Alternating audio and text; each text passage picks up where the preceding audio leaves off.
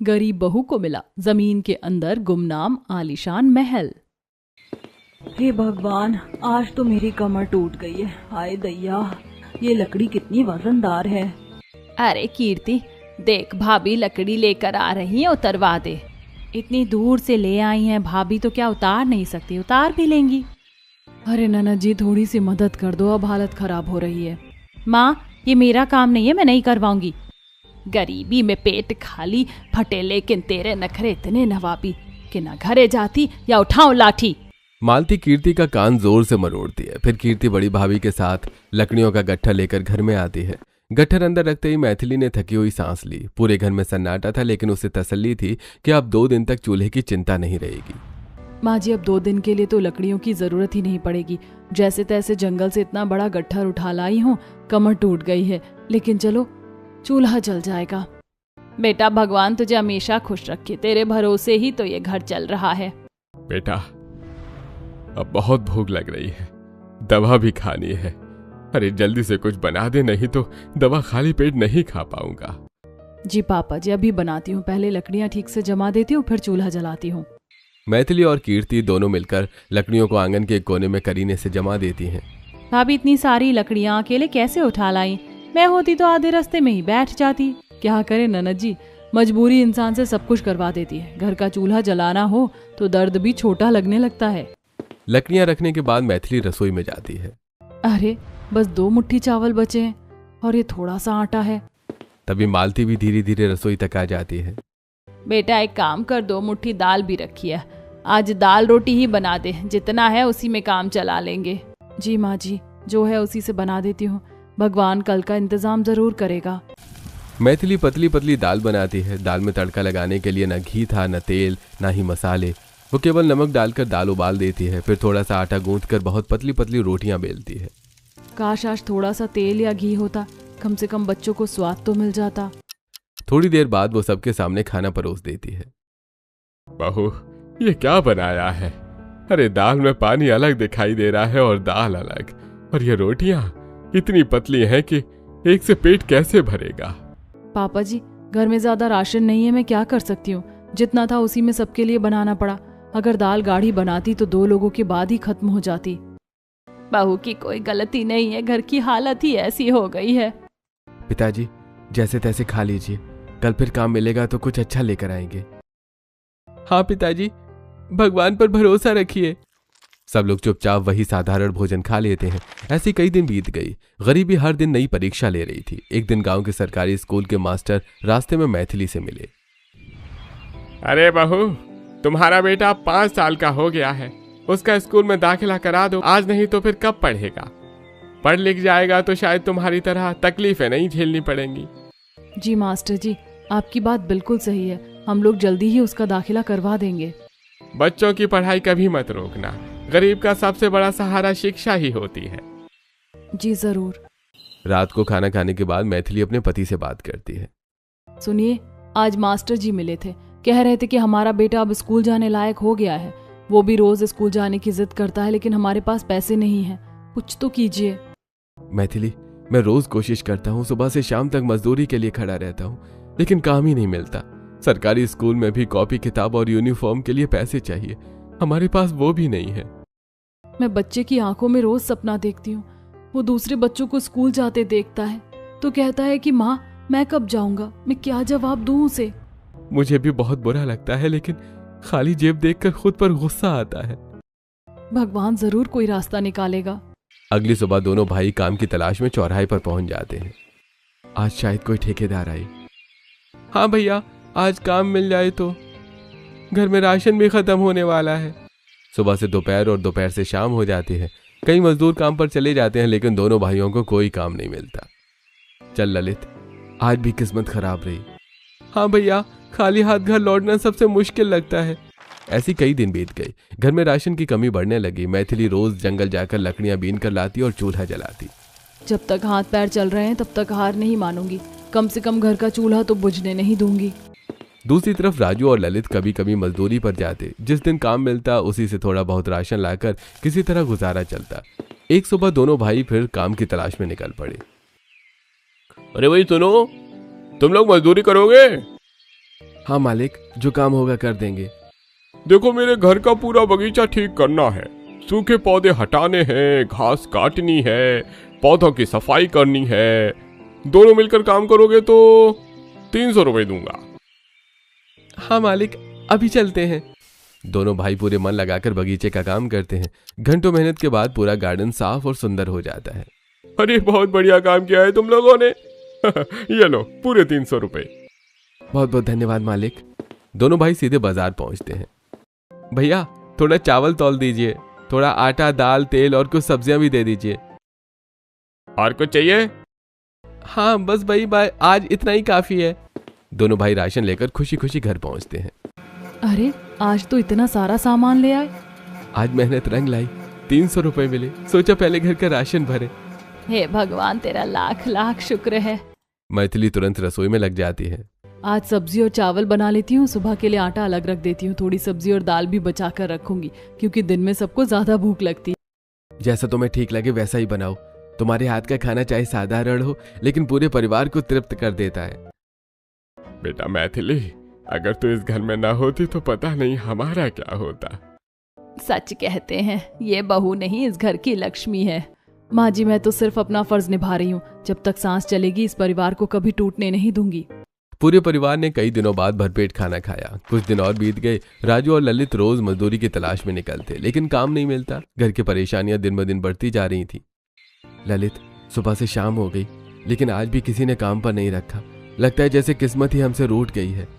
हाँ भैया, सबसे ज्यादा दुख तब होता है जब खाली हाथ घर लौटना पड़ता है। घर में सबकी उम्मीदें हम दोनों पर टिकी हैं लेकिन जेब में 1 रुपया भी नहीं है। उधर घर में रखा हुआ थोड़ा बहुत राशन भी धीरे धीरे खत्म हो जाता है। एक दिन रसोई के सारे डिब्बे खाली पड़े थे। माँ जी, अब क्या करूं? घर में एक मुट्ठी भी आटा नहीं बचा। दाल खत्म हो गई, चावल खत्म हो गए। आखिर आज सबको क्या खिलाऊं? बेटा, मैं भी समझ नहीं पा रही हूँ। भगवान भी शायद हमारी परीक्षा ले रहे हैं। चारपाई पर बीमार पड़े चिराग ये सब सुन रहे थे। बहू, मुझे माफ कर देना। पूरी जिंदगी मेहनत की लेकिन इतना नहीं कमा पाया कि अपने परिवार के लिए कुछ जोड़ कर रख पाता। अगर मैं थोड़ा और कमा लेता तो आज तुम लोगों को ये दिन नहीं देखना पड़ता। पापा जी, ऐसा मत कीजिए। आपने हमेशा अपनी क्षमता से बढ़कर परिवार के लिए मेहनत की है। समय खराब है लेकिन हमेशा ऐसा नहीं रहेगा। बेटा, एक काम कर, बगल वाली बूढ़ी काकी कुसुम के घर चली जा, उनसे थोड़ा सा चावल मांग ला। बाद में हमारे पास होगा तो लौटा देंगे। मैथिली संकोच के साथ कुसुम काकी के घर पहुंचती है। अरे बहू, इतनी उदास क्यों हो? क्या बात है? काकी, आज घर में खाने के लिए कुछ भी नहीं है। अगर थोड़ा सा चावल मिल जाता तो बच्चों और बुजुर्गों का पेट भर जाता। अरे पगली, इसमें शर्म कैसी? गरीबी में एक दूसरे का सहारा ही तो बनना पड़ता है। ये लो थोड़ा चावल, जब हो जाए तब लौटा देना। नहीं लौटाओगी तो कोई बात नहीं। काकी, आपका यह एहसान जिंदगी भर नहीं भूलूंगी। उस दिन पूरे घर में वही चावल बने। सभी ने थोड़ा थोड़ा खाकर गुजारा किया। दिन फिर संघर्ष में बीतने लगे। मैथिली रोज जंगल से लकड़ियां लाती। कभी कभी कुसुम काकी थोड़ा आटा या चावल दे देती। बदले में मैथिली उन्हें जलाने की लकड़ियां दे आती। बहू, तू हर बार लकड़ियां क्यों दे जाती है? काकी, बिना बदले कुछ लेना अच्छा नहीं लगता।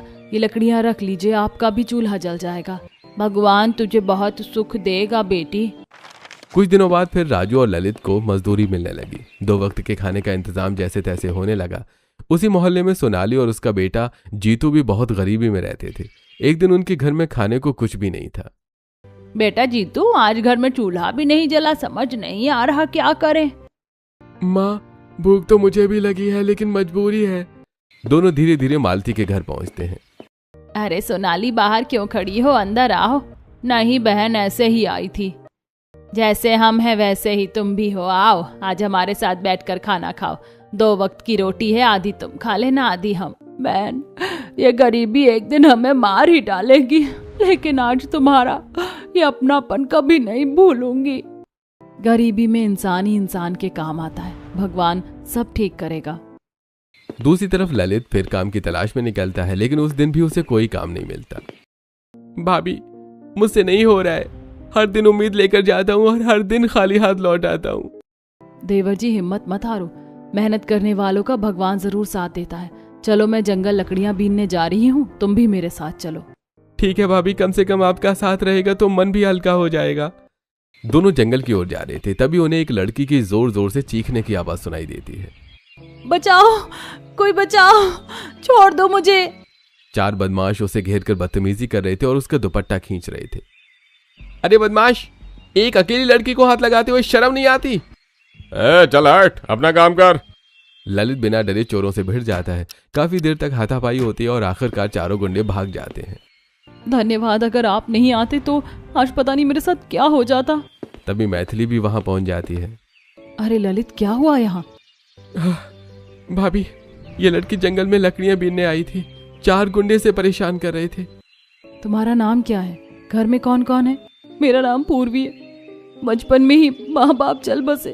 मैं अकेले झोपड़ी में रहती हूँ और लकड़ियां बीन कर पेट पालती हूँ। ये गुंडे मुझे अक्सर परेशान करते हैं। आज तो इन्होंने सारी हदें पार कर दी। अब जीना भी मुश्किल लगने लगा है। पूर्वी की हालत देखकर मैथिली और ललित को उस पर दया आ जाती है। उन्हें बिल्कुल ठीक नहीं लगता कि पूर्वी को ऐसे जंगल में छोड़े। भाभी, क्यों ना इसे अपने घर ले चले? वैसे भी इसका कोई नहीं है। हाँ, मुझे भी यही ठीक लगता है। जब तक कोई सहारा नहीं मिलेगा ये ऐसे ही परेशान होती रहेगी। तीनों घर पहुंचते हैं। पूर्वी भी अभी डरी हुई थी। बेटी, कौन हो तुम? इतनी घबराई हुई क्यों हो? माँ जी, मेरे माँ बाप बचपन में ही गुजर गए। मैं अनाथ हूँ। छोटी सी झोपड़ी में रहती हूँ। बहुत गरीब हूँ। लोग हर समय ताने देते हैं और परेशान करते हैं। हाय राम, इतनी छोटी उम्र में इतना दुख। रात को मालती और मैथिली आपस में बात करती है। मैथिली, एक बात कहूँ, ललित की शादी तो करनी ही है। मुझे लगता है अगर पूर्वी तैयार हो तो उसकी शादी ललित से कर देनी चाहिए। माँ जी, क्या ये ठीक रहेगा? बेटा, हम इतने गरीब हैं कि कोई अपनी बेटी हमें देगा नहीं, और पूर्वी जैसी सीधी लड़की को भी एक परिवार मिल जाएगा। मुझे तो यही सही लगता है। अगले ही दिन पूरे मोहल्ले में बातें शुरू हो जाती हैं। अरे, इनके बेटे को कौन अपनी बेटी देगा, इसीलिए अनाथ लड़की को घर उठा लाए हैं। गरीबों की शादी भी गरीबों से ही होती है। चलो, बिना दहेज की बहू मिल गई। बस कीजिए आप लोग, किसी की मजबूरी का मजाक उड़ाना बहुत आसान होता है। पहले खुद उनके जैसा जीवन जीकर देखिए। हमने किसी का हक नहीं छीना। एक बेसहारा लड़की को परिवार दिया है, इसमें शर्म की नहीं गर्व की बात है। जिसे जो कहना है कहे, हमें अपने फैसले पर कोई पछतावा नहीं है। कुछ दिनों बाद गांव के मंदिर में सादगी से ललित और पूर्वी का विवाह करा दिया जाता है। बेटा, जैसे हम सब 2 रोटी खाकर जी रहे हैं, वैसे ही तुम भी हमारे साथ रहोगी। हमारे घर में दौलत नहीं है, लेकिन अपनापन बहुत है। विवाह के बाद पूर्वी का गृह प्रवेश हुआ। वो इस घर की छोटी बहू बन चुकी थी। अब वो हर काम में अपनी जेठानी मैथिली का हाथ बटाने लगी। दीदी, अब आप अकेली जंगल नहीं जाओगी। जहाँ आप जाओगी मैं भी वहीं जाऊंगी। इस घर की जिम्मेदारी अब हम दोनों की है। पूर्वी, तू अभी नई बहू है, थोड़ा आराम कर। दीदी, इस घर ने मुझे परिवार दिया है। अब इस परिवार के लिए मेहनत करना मेरा भी फर्ज है। दोनों बहुएं रोज सुबह जंगल जाती, लकड़ियां बीनती और घर का चूल्हा जलाती। उधर राजू को कभी कभी मजदूरी मिल जाती थी, लेकिन ललित को लगातार काम नहीं मिल रहा था।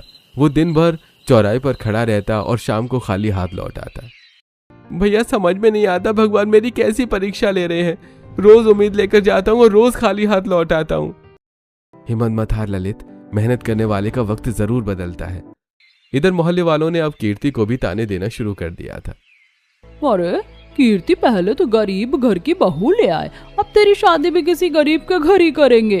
अरे, इनके घर में कौन अपनी लड़की देगा और कौन अपने लड़के की शादी करेगा? मैंने किसी का क्या बिगाड़ा है जो लोग मुझे इतना सुनाते हैं? अब ये सब सुनकर मालती और चिराग का दिल टूट जाता है। हे भगवान, हमारे बच्चों की किस्मत में इतना दुख क्यों लिखा है? गरीबी इंसान से उसका सम्मान भी छीन लेती है। ऐसे कुछ दिन और बीत जाते हैं। सुनो जी, जेठ जी को तो अभी कभी कभी मजदूरी मिल जाती है, लेकिन आपको नहीं मिल रही। क्यों ना आप हमारे साथ जंगल चलो। हम तीनों लकड़ियां बीनेंगे और आप बाजार में बेच आना। इससे घर में कुछ पैसे आने लगेंगे। बात तो तुम्हारी बिल्कुल ठीक है। मेहनत कोई छोटी नहीं होती। बस यही समझदारी चाहिए। जो काम मिले ईमानदारी से करना चाहिए। अगले ही दिन से ललित भी दोनों बहुओं के साथ जंगल जाने लगा। कीर्ति, तू भी इनके साथ जाया कर। 4 लोग रहेंगे तो काम भी जल्दी होगा और जंगल में डर भी नहीं लगेगा। ठीक है माँ, मैं अभी चली जाती हूँ। अब चारों रोज जंगल जाते, खूब सारी लकड़ियां इकट्ठी करते और ललित उन्हें बाजार में बेच आता। अरे, आज 2 गट्ठर अच्छे दाम में बिक गई। अब घर का राशन भी आ जाएगा। देखा, मेहनत कभी बेकार नहीं जाती। धीरे धीरे घर के हालात पहले से थोड़े बेहतर होने लगे। कुसुम काकी को जब भी किसी चीज की जरूरत होती पूरा परिवार उनकी मदद करता। बेटा, जब तुम्हारे घर में कुछ नहीं था तब भी तुमने मेरा सम्मान रखा। आज तुम लोग मेरी मदद कर रहे हो, भगवान तुम्हें बहुत सुख देगा। काकी, आपने भी तो हमारे बुरे समय में हमारा साथ दिया था। एक दिन पूर्वी, मैथिली, ललित और कीर्ति पहले से थोड़ा ज्यादा अंदर जंगल की तरफ चले गए। दीदी, क्यों ना आज थोड़ा आगे चलकर लकड़ियां बीने। यहाँ तो लगभग सारी सूखी लकड़ियां खत्म हो चुकी हैं। हाँ, मुझे भी यही ठीक लग रहा है, शायद आगे ज्यादा लकड़ियां मिल जाएं। चारों धीरे धीरे जंगल के अंदर बढ़ने लगे। अचानक पूर्वी के पैरों के नीचे की जमीन धंस जाती है। दीदी बचाइए, मैं गिर रही हूँ। देखते ही देखते पूर्वी एक गहरे गड्ढे में गिर जाती है। पूर्वी, मैं आ रही हूँ। उसे बचाने की कोशिश में मैथिली भी फिसलकर उसी गड्ढे में गिर जाती है। भैया, भाभी, जल्दी चलो, उन्हें ढूंढते हैं। दोनों जैसे ही गड्ढे के किनारे पहुंचे, मिट्टी खिसकने लगी और वो भी नीचे जा गिरे। चारों ने खुद को एक अंधेरी जगह पर पाया जहां घुप अंधेरा था। मुझे तो कुछ भी दिखाई नहीं दे रहा। दीदी, ये जगह कैसी है? तभी पत्थरों के बीच से हल्की हल्की चमक दिखाई देने लगी। देखो, उन पत्थरों में से रोशनी निकल रही है। इसका मतलब यहाँ कुछ जरूर है। अभी बिना तैयारी के आगे बढ़ना ठीक नहीं होगा। जैसे तैसे यहाँ से बाहर निकलते हैं, कल टॉर्च लेकर आएंगे। ये जगह बहुत रहस्यमयी लग रही है। अगले दिन चारों टॉर्च लेकर फिर उसी जगह पहुंचते हैं और सावधानी से नीचे उतरते हैं। आज पता चलेगा कि आखिर यहाँ क्या छिपा है। टॉर्च की रोशनी से उन्हें दीवार पर एक पुराना स्विच दिखाई देता है। यहाँ स्विच? जैसे वो स्विच दबाता है, पूरा इलाका रोशनी से जगमगा उठता है। उनके सामने जमीन के नीचे बना एक बहुत बड़ा आलीशान महल था। चारों तरफ विशाल कमरे, ऊंची छतें, पुराने नक्काशीदार खंबे, बड़े बड़े झूमर और धूल से ढका हुआ शाही सामान रखा था। इतना बड़ा महल, और वो भी जमीन के नीचे? मैंने तो कभी ऐसा नहीं देखा। दीदी, लगता है ये बहुत पुराने समय का महल है। देखिए, इसकी दीवारें और पत्थर कितने पुराने हैं। अगर ये जमीन के नीचे है तो शायद किसी को इसके बारे में पता ही नहीं होगा। चारों धीरे धीरे अंदर जाने लगे। ये देखिए, यहाँ तो सोने और चांदी के पुराने सिक्के रखे हैं। और यहाँ देखिए, सोने चांदी के बर्तन भी रखे हुए हैं। रसोई भी पूरी बनी हुई है और कितना सारा सामान रखा है। अरे, यहाँ तो नदी से पानी लाने का भी पुराना इंतजाम है। देखो, ये नालियां सीधे अंदर तक आ रही हैं। अगर इस जगह की सफाई कर दी जाए तो यहाँ आराम से रहा जा सकता है। चारों महल देखकर वापस घर लौट आते हैं। पूरे रास्ते उसी महल की बातें होती रहती हैं। क्या सच में इतना बड़ा महल है? भगवान भी कैसे कैसे चमत्कार दिखाते हैं। उसी रात अचानक तेज बारिश शुरू हो जाती है। बारिश इतनी तेज थी कि उनका कच्चा घर चारों तरफ से टपकने लगा। देखते ही देखते घर में घुटनों तक पानी भर गया। अरे राम, पूरा घर पानी से भर गया। अब इस टूटी छत का क्या करें? छत बनवाने के लिए भी पैसे चाहिए। माँ जी, घबराइए मत, जैसे तैसे आज की रात निकाल लेते हैं। कुछ दिन तक परिवार ने उसी टूटे घर में रहने की कोशिश की, लेकिन हालत दिन ब दिन खराब होती गई। दीदी, हमारे पास एक घर तो है, क्यों ना उस महल की अच्छी तरह सफाई करके वहीं रहने चले। बात तो सही कह रही हो। अगले ही दिन दोनों बहुएं जंगल पहुंचकर रहस्यमय महल की सफाई में जुट गईं।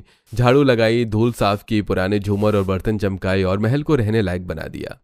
दीदी देखिए, अब तो ये महल बिल्कुल नया लग रहा है। सच में मेहनत ने इस जगह की तस्वीर ही बदल दी। कुछ समय बाद पूरा परिवार अपना जरूरी सामान लेकर उस महल में रहने आ गया। वहां बड़े कमरे, रसोई, सोने के लिए जगह, पुरानी अलमारी, सोने चांदी के बर्तन और पानी की व्यवस्था देखकर सभी हैरान थे। शायद भगवान ने हमारी बरसों की मेहनत देखकर ही हमें ये ठिकाना दिया है। आज पहली बार लग रहा है कि शायद हमारी किस्मत बदलने वाली है। किसी को अंदाजा भी नहीं था कि यह रहस्यमय महल उनकी जिंदगी बदल देगा। कुछ दिन बीत गई, पूरा परिवार अब उसी महल में रहने लगा था। बाहर लगातार बारिश हो रही थी, कभी कभी गड्ढे से हल्का पानी भी अंदर आ जाता था। बेटा, अगर इसी तरह बारिश होती रही तो कहीं ये पानी महल के अंदर ना भर जाए, फिर तो बहुत मुश्किल हो जाएगी। माँ, आप चिंता मत कीजिए, मैं और ललित आज ही इसका कोई उपाय करते हैं। हाँ माँ, जंगल से मोटी लकड़ियां काट कर लाते हैं, ऊपर एक मजबूत छपरा बना देंगे ताकि बारिश का पानी सीधे अंदर ना आए। दोनों भाई सुबह सुबह जंगल में चले जाते हैं। कई घंटे मेहनत करके मोटी लकड़ियां, बांस और बड़ी बड़ी डालियां लेकर आते हैं। ललित, इस लकड़ी को इधर पकड़। अगर इसे अच्छी तरह से बांध दिया तो कई साल तक हिलेगी नहीं है। भैया, ऊपर घास और पत्ते भी बिछा देते हैं, इससे बारिश का पानी फिसलकर दूसरी तरफ चला जाएगा। दोनों भाई मिलकर गड्ढे के ऊपर मजबूत छपरा बना देते हैं। अब बारिश का पानी अंदर आना लगभग बंद हो जाता है। वाह, अब तो पहले से बहुत सुरक्षित लग रहा है। सच दीदी, अब बच्चों को भी डर नहीं लगेगा। धीरे धीरे उन्होंने महल के अंदर खाने पीने का भी पूरा इंतजाम कर लिया। महल में पड़े कुछ पुराने सोने के सिक्के हैं, उनमें से बस 2-3 सिक्के बेच देते हैं। जितनी जरूरत है उतना ही राशन ले आएंगे। ध्यान रहे, जरूरत से ज्यादा कुछ नहीं करेंगे। ये जगह हमारी नहीं है, हमें इसका गलत फायदा नहीं उठाना चाहिए। हाँ दीदी, भगवान ने हमें सिर छिपाने की जगह दी है, लालच नहीं करना चाहिए। राजू और ललित 2 पुराने सिक्के बेचकर चावल, आटा, दाल, तेल, नमक, मसाले और जरूरी चीजें खरीद लाते हैं। सभी डिब्बे फिर से भर जाते हैं। कितने दिनों बाद रसोई के सारे डिब्बे भरे हुए देख रही हूँ। हे भगवान, तूने हमारी लाज रख ली। रहने और खाने का इंतजाम हो जाने के बाद भी दोनों बहुएं अपना संघर्ष नहीं छोड़ती थी। दीदी चलिए जंगल चलते हैं। हाँ, मेहनत छोड़ देंगे तो जीवन का मूल्य भूल जाएंगे। तुम दोनों चिंता मत करो, जितनी लकड़ियां लाओगी मैं बाजार में बेच आऊंगा। हम मेहनत की कमाई से ही घर चलाएंगे। महल में जो है उसे केवल बहुत जरूरत पड़ने पर ही छुएंगे। एक दिन दोनों बहुएं खूब सारी लकड़ियां बीन कर लाती हैं। ललित उन्हें बेचने के लिए बाजार जाता है। लौटते समय वो पुराने घर की तरफ जाता है। अरे ये क्या हो गया? लगातार बारिश के कारण कुसुम काकी की झोपड़ी पूरी तरह भीग चुकी थी। दूसरी तरफ सोनाली और जीतू का घर भी पानी से भर गया था। बेटा अब कहाँ जाए, घर में खड़े होने की भी जगह नहीं बची। जीतू देख, सारा सामान भीग गया, अब हम कहाँ रहेंगे? माँ कुछ समझ नहीं आ रहा। ये सब देखकर ललित का मन भर आता है। शाम को वो महल लौटकर सारी बात बताता है। भाभी, माँ, आज कुसुम काकी और सोनाली दीदी का घर देखकर दिल रो पड़ा। बारिश ने सब बर्बाद कर दिया। तो फिर क्या सोच रहे हैं, उन्हें भी यहीं ले आते हैं? जब हमें इस महल ने सहारा दिया है तो हम दूसरों का सहारा क्यों ना बने? बिल्कुल, इस महल में इतने कमरे हैं, सब आराम से रह लेंगे। गरीबी में साथ देने वाला ही असली अपना होता है। अगले दिन पूरा परिवार कुसुम काकी, सोनाली और जीतू को लेकर महल में आ जाता है। अरे राम, जमीन के नीचे इतना बड़ा महल, मैंने तो सपने में भी ऐसा घर नहीं देखा था। काकी, अब ये आपका भी घर है। यहाँ हर किसी के लिए अलग कमरा है। अब किसी को बारिश से डरने की जरूरत नहीं है। धीरे धीरे सभी लोग वहां रहने लगे। कोई अपना कमरा साफ करता, कोई रसोई संभालता, कोई पानी भरता। रात को जंगल से शेर, भेड़िया और दूसरे जानवरों की आवाजें आती थी। माँ, बाहर कौन गरज रहा है? डर मत बेटा, हम सब साथ हैं, कोई तुम्हारा कुछ नहीं बिगाड़ सकता। बेटा, जंगल में जानवरों की आवाजें आना सामान्य बात है। हिम्मत वाले कभी डर कर नहीं जीते। कुछ दिनों बाद पूर्वी महल में रखे कुछ पुराने चांदी के सिक्के लेकर बाजार जाती है। भैया, मुझे बच्चों के लिए किताबें, कॉपियां और पेंसिल चाहिए। और कुछ? हाँ, पिताजी की दवाइयाँ भी दे दीजिए। घर लौटकर वो सारी किताबें बच्चों को दे देती है। अब मैं चिंटू को पढ़ाया करूंगा। बेटी, तूने तो मेरे बच्चे का भविष्य संवार दिया। अरे बहू, मेरी दवाइयाँ भी ले आई। जी बाबूजी, अब आपको समय पर दवा भी मिलेगी और आराम भी। सब लोग मिलजुल कर खुशहाल जीवन बिताने लगे। किसी को अंदाजा नहीं था कि जल्दी इस रहस्यमय महल का राज दुनिया के सामने आने वाला है। एक दिन जंगल में वन विभाग का एक अधिकारी गश्त कर रहा था। अजीब बात है, इस इलाके में पहले ये लकड़ियों का बना छपरा नहीं था। अधिकारी छपरे के पास पहुंचता है और उत्सुकता से उसे थोड़ा हटाकर नीचे देखता है। अरे, ये नीचे रोशनी, ऐसा कैसे हो सकता है? वो नीचे झांकता है तो उसे बहुत बड़ा महल दिखाई देता है। जमीन के अंदर इतना विशाल महल, इसकी सूचना तुरंत देनी होगी। अगले ही दिन वो अपनी पूरी टीम और पुरातत्व विभाग के अधिकारियों के साथ वहां पहुंचता है। बहुत सावधानी से नीचे उतरिए, यह जगह ऐतिहासिक भी हो सकती है। सभी अधिकारी महल के नीचे पहुंचते हैं। वहां लोगों को रहते देखकर वो चौंक जाते हैं। आप लोग कौन हैं और यहाँ कैसे रहने हैं? साहब, हम लोग गरीब लोग हैं। जंगल में लकड़ियां बीनते समय हमें ये जगह मिली थी। हमारा कच्चा घर बारिश में टूट गया था, रहने का कोई ठिकाना नहीं था, इसीलिए मजबूरी में यहाँ आकर रहने लगे। साहब, हमने यहाँ कुछ तोड़ा नहीं, उल्टा पूरे महल की सफाई की और इसे रहने लायक बनाया और हमेशा इसका ध्यान रखा। हमने जरूरत भरी कुछ पुराने सिक्के बेचकर राशन खरीदा। हमारा इरादा कभी भी इस जगह का गलत फायदा उठाने का नहीं था। हाँ, अगर हम लालची होते तो सब कुछ बेचकर भाग जाते, लेकिन हमने ऐसा कभी नहीं किया। अधिकारी चारों तरफ देखते हैं। साफ सुथरा महल देखकर वो एक दूसरे से बातें करने लगते हैं। सबसे पहले तो हम आपका धन्यवाद करते हैं। अगर आप लोगों को ये जगह नहीं मिलती तो शायद वर्षों तक किसी को इसके बारे में पता नहीं चलता। लेकिन अब एक समस्या है। कैसी समस्या साहब? ये महल अब सरकारी धरोहर माना जाएगा। कानून के अनुसार यहाँ कोई भी निजी तौर पर नहीं रह सकता। इसकी सुरक्षा और संरक्षण सरकार करेगी। साहब, अगर हमें यहाँ से जाना पड़ेगा तो हम कहाँ जाएंगे? हम आपकी बात समझते हैं। अगर ये सरकार की धरोहर है तो इसका सम्मान होना चाहिए, लेकिन हमारा घर टूट चुका है। अगर हमें यहाँ से जाना पड़े तो हमारे रहने का भी इंतजाम कर दीजिए। साहब, हम मेहनत करके खाने वाले लोग हैं। हमें किसी की मुफ्त की दौलत नहीं चाहिए, बस सिर छुपाने के लिए एक सुरक्षित जगह चाहिए। अधिकारियों ने एक दूसरे की ओर देखा। परिवार की ईमानदारी और संघर्ष ने उन्हें प्रभावित कर दिया था। पूरा परिवार उनके फैसले का इंतजार करने लगा। अधिकारियों के जाने के बाद पूरा परिवार चिंता में डूब गया। जिस महल ने उन्हें सहारा दिया था, अब उसे छोड़ना पड़ रहा था। अब क्या होगा बेटा? इतने दिनों बाद तो भगवान ने हमें रहने की अच्छी जगह दी थी। अगर यहाँ से भी जाना पड़ा तो हम फिर कहाँ जाएंगे? सरकार की बात भी गलत नहीं है। अगर ये सच में धरोहर है तो इसे संभालना उनका काम है, लेकिन हमारे रहने का भी तो कोई ठिकाना होना चाहिए। माँ जी, हम किसी का हक नहीं छीनना चाहते, लेकिन अपनी बात सरकार के सामने जरूर रखेंगे। अगर हमने ईमानदारी दिखाई तो सरकार भी हमारी मजबूरी जरूर समझेगी। दीदी बिल्कुल सही कह रही है। हम सब मिलकर अधिकारियों से विनती करेंगे कि हमें रहने के लिए घर और थोड़ा सहारा दे दिया जाए। अगले दिन पूरा परिवार सरकारी अधिकारियों से मिलने पहुंचता है।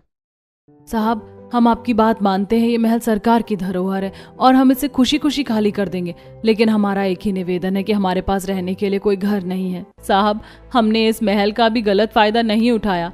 हमने इसे संभाल कर रखा, इसकी सफाई की और जितनी जरूरत थी उतना ही इस्तेमाल किया। अब हम बस अपने परिवार के लिए एक छोटा सा घर चाहते हैं। हम मेहनत करके खाने वाले लोग हैं। हम किसी की दौलत नहीं चाहिए, बस रहने का सहारा और काम मिल जाए।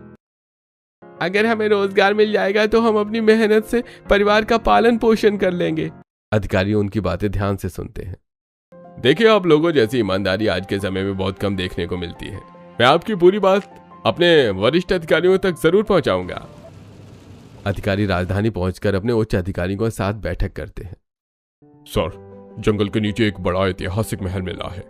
वहां सोने चांदी के सिक्के, बर्तन और कई ऐतिहासिक वस्तुएं सुरक्षित हैं। खास बात यह है कि उस गरीब परिवार ने उस धरोहर का गलत इस्तेमाल नहीं किया।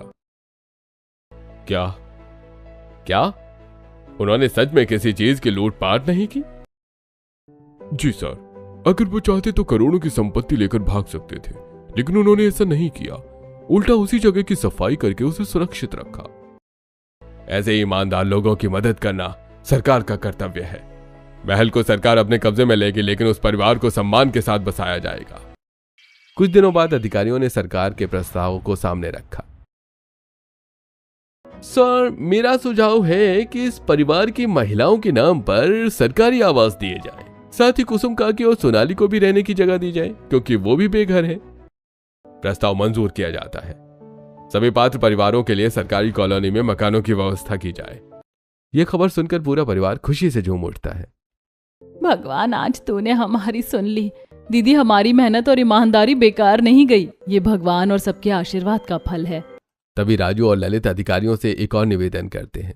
साहब, अगर एक बात और कहूं तो। हाँ, बताइए। हमें कोई काम मिल जाए तो हम अपनी मेहनत से परिवार चला लेंगे। हम भीख नहीं चाहते साहब, बस रोजगार चाहिए ताकि जिंदगी भर किसी के सामने हाथ न फैलाना पड़े। यही बात आपको सबसे अलग बनाती है। मैं कोशिश करता हूँ। कुछ ही दिनों बाद दोनों भाइयों को सरकारी टेंडर में सुपरवाइजर की नौकरी मिल जाती है। राजू और ललित, आज से आप दोनों सरकारी निर्माण कार्यों में सुपरवाइजर के पद पर नियुक्त किए जाते हैं। ईमानदारी से काम कीजिए। धन्यवाद साहब, हम कभी आपका विश्वास नहीं तोड़ेंगे। हाँ, आज हमारी मेहनत सफल हो गई। कुछ महीनों बाद सरकारी कॉलोनी पूरी तरह से तैयार हो जाती है। मैथिली, पूर्वी, मालती, चिराग, राजू, ललित और कीर्ति अपने नए घर में रहने आ जाते हैं। वहीं कुसुम काकी और सोनाली को भी अलग अलग सरकारी मकान मिल जाते हैं। अगर उस दिन तुम लोगों ने हमारा हाथ ना थामा होता तो शायद आज भी हम बारिश में भीग रहे होते। भगवान तुम दोनों बहुओं को हमेशा खुश रखे। समय के साथ सबकी जिंदगी पटरी पर लौटने लगी। एक दिन फिर से सरकारी अधिकारी उनके घर आते हैं। आज हम एक बहुत बड़ी खुशखबरी लेकर आए हैं। जी साहब। सरकार ने फैसला किया है कि जिस ऐतिहासिक धरोहर की खोज आपने की और जिस ईमानदारी से सुरक्षित रखा, उसके लिए आपको सम्मानित किया जाएगा। कुछ दिनों बाद जिला मुख्यालय में एक बड़ा सम्मान समारोह आयोजित किया जाता है। आज हम दो ऐसी महिलाओं का सम्मान कर रहे हैं जिन्होंने गरीबी से भी ईमानदारी नहीं छोड़ी। इसलिए सरकार मैथिली और पूर्वी को धरोहर संरक्षण सम्मान प्रदान करती है। पूरे हॉल में तालियों की गड़गड़ाहट गूंज उठती है। ये सम्मान सिर्फ हमारा नहीं, हमारे पूरे परिवार का है। हमने तो सिर्फ अपना फर्ज निभाया था। हमें इतना बड़ा सम्मान मिलेगा हमने कभी सोचा भी नहीं था। सम्मान के साथ सरकार उन्हें पुरस्कार राशि भी देती है। अब सबसे पहले पिताजी का पूरा इलाज करवाएंगे। हाँ, और कीर्ति की शादी भी अच्छे घर में करेंगे। अब मेरी बेटी को कोई गरीबी का ताना नहीं देगा। कुछ समय बाद चिराग का अच्छे अस्पताल में इलाज कराया जाता है। उनकी तबीयत पहले से काफी ठीक हो जाती है। बेटा, आज मैं अपने पैरों पर खड़ा हूँ, ये सब तुम लोगों की वजह से है। मैथिली के बेटे और सोनाली के बेटे को अच्छे सरकारी स्कूल में दाखिला मिल जाता है। दोनों बच्चे मन लगाकर पढ़ाई करने लगते हैं। बेटा, खूब पढ़ लिख कर बड़ा आदमी बनना, ताकि किसी गरीब को कभी मजबूरी में रोना ना पड़े। जी माँ। कुछ महीनों बाद कीर्ति की भी एक अच्छे और समझदार परिवार में शादी हो जाती है। आज जो खुशियाँ मुझे मिली हैं, उसमें आप दोनों का सबसे बड़ा हाथ है। धीरे धीरे सबकी जिंदगी बदल गई। राजू और ललित ईमानदारी से नौकरी करने लगे। कुसुम काकी और सोनाली सम्मान से रहने लगी। मैथिली और पूर्वी पूरे इलाके में मेहनत, ईमानदारी और साहस की मिसाल बन गई। अगर आपको ऐसी प्रेरणादायक कहानियां पसंद है तो चैनल को लाइक, सब्सक्राइब और शेयर जरूर करें।